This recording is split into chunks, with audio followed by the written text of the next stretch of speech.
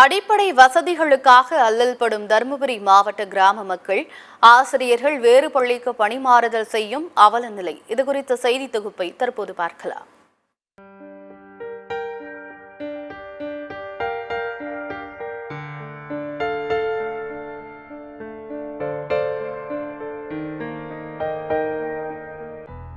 தருமபுரி மாவட்டம் பெண்ணாகரத்தை அடுத்த ஏரியூர் அருகே மஞ்சாரஹள்ளி பஞ்சாயத்துக்குட்பட்ட 12 கிராமங்கள் உள்ளன.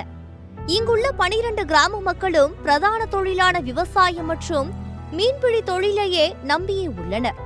இங்கு அடிப்படை வசதிகளான குடிநீர் வசதி, மின்சார வசதி, சாலை வசதி, தெருவிளக்கு உள்ளிட்ட வசதிகள் இல்லாமல் நீண்ட நாட்களாக அவதிப்பட்டு வருவதாக குற்றம் சாட்டி உள்ளனர் அக்கிராம மக்கள். பள்ளிகளில் பயிலும் மாணவ மாணவிகளுக்கு குடிநீர் மற்றும் கழிவறை இல்லாமல் அவதிப்படுகின்றனர். பேருந்து வசதி இல்லாததால் உரிய நேரத்திற்கு மாணவர்கள் பள்ளிக்கு செல்ல முடியாமல் சிரமப்பட்டு வருவதாகவும் தெரிவித்துள்ளார் அக்கிராமவாசி அர்த்தநாரி.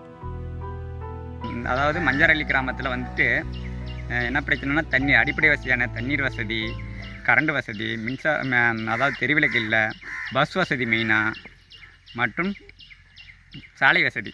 இது எந்த அடிப்படை வசதிகள் எதுவுமே இல்லாத காரணத்தால் இங்கே கிட்டத்தட்ட மஞ்சாரஹள்ளியில் மட்டும் ஒரு 10 ஸ்கூல் இருக்குது.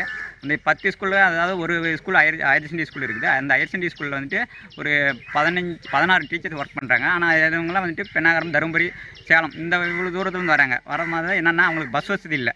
மெயினாக பஸ் வசதி இல்லை. ரெண்டாவது தண்ணீர் வசதி இல்லை.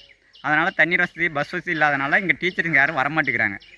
அதனால் என்ன பிரச்சனைனா, இந்த நம்ம ஸ்கூலில் இருக்கிற மஞ்சாரஹள்ளி உட்பட்ட ஸ்கூலில் பக்கத்து கிராமமான பத்ரலி ஸ்கூலுக்கோ ஏரியூர் ஸ்கூலுக்கோ இப்படி இடப்பெயர்ச்சி செய்கிறாங்கன்னு வச்சுக்கோங்க மாணவர்கள். அப்படின் போது நம்மளோட ஸ்ட்ரென்த்து நாங்கள் 2003-4 படிக்கும்போது அப்போவே 700-800 பேர் ஸ்கூல் ரன் ஆகிட்டு இருந்தது. இப்போ வெறும் 350 பேர் ஸ்டூடெண்ட்ஸ் இருக்காங்க. ஸ்ட்ரென்த்து ரொம்ப குறைஞ்சி போச்சு. ஏன்னு கேட்டிங்கன்னு வச்சுக்கோங்க, எல்லாம் அடிப்படை வசதி இல்லை.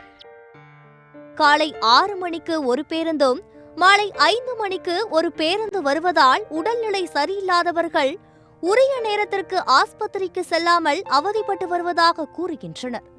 இதேபோல் மழைக்காலங்களில் மேட்டூர் நீர்த்தேக்க பகுதிகளில் இருந்து இறந்த நிலையில் முதலைகள் மற்றும் தண்ணீரில் அடித்து வரப்பட்ட சடலங்கள் துர்நாற்றம் வீசி வருவதாகவும் அதை அகற்றக்கூட அதிகாரிகள் முன்வரவில்லை எனவும் தெரிவிக்கின்றனர். அரசு பள்ளிகளில் அடிப்படை வசதி எதுவும் இல்லாததால் ஆசிரியர்கள் வேறு பள்ளிக்கு பணிமாறுதல் செய்து செல்கின்றனர். இதனால் மாணவ மாணவிகளின் கல்வி பாதிக்கப்படுவதால் மாணவ மாணவிகளை தனியார் பள்ளிக்கு செல்ல வேண்டிய அவலநிலை ஏற்பட்டுள்ளது என வேதனையோடு தெரிவிக்கின்றனர். சாலை வசதியும் நம்ம தலைவர் என்ன பண்றாங்களா, வர பண்டல பாதி பண்டு எடுத்து ஏதோ 4 டேங்க் மட்டும் கட்டுறாரு. அப்படி டேங்க் கட்டதோட சரி, அவர் வேலை முடிஞ்சு போச்சு, பில் எடுத்துக்கிறார். அப்படி ஆனால் எந்த டேங்க்குமே தண்ணி வரதில்லை. அது எதுக்கு வேஸ்ட்டாக டேங்க்கு செலவு பண்ணுறாங்கன்னு எனக்கு தெரியல. இந்த தமிழ்நாட்டு அரசுக்கு என்னத்துக்காக அந்த காசை வேஸ்ட் பண்ணுறாங்கன்னு எங்களுக்கு தெரியல. மொத்தம் 25 டேங்க் பக்கமாக இருக்குது. எந்த டேங்க்லையுமே தண்ணி இருக்காது. வாங்க எல்லா டேங்குமே நான் ஓப்பன் பண்ணி காட்டுறோம். எந்த டேங்க்லையுமே ஒரு சொட்டு தண்ணி கூட இருக்காது. எல்லாம் வறட்டு தான் இருக்கும். கிட்டத்தட்ட எல்லாம் 6 மாதம், 1 வருஷம், 2 வருஷம் காலம் ஆகி கூட எந்த டேங்க்லையுமே தண்ணி ஏற மாதிரி தான் இருக்குது. இப்போ இது ரீசெண்டாக ஒரு டேங்க் கட்டி 2 வருஷம் ஆகுது. இன்ன வரைக்குமே ஒரு சொட்டு தண்ணி கூட மேலே ஏற்றவே கிடையாது. குடிநீர் வசதி, சுடுகாடு, மின்சாரம், பஸ் வசதி போன்ற எந்தவிதமான அடிப்படை வசதியும் இல்லாமல் அவதிப்பட்டு வரும் தருமபுரி மாவட்ட கிராம மக்களுக்கு இனிமேலாவது மாவட்ட நிர்வாகம் மற்றும் தமிழக அரசு உரிய நடவடிக்கை எடுக்குமா? பொறுத்திருந்து பார்ப்போம். சத்தியம் செய்திகளுக்காக தருமபுரி மாவட்ட செய்தியாளர் ஸ்ரீனிவாசனுடன் சத்தியம் செய்தி குழு.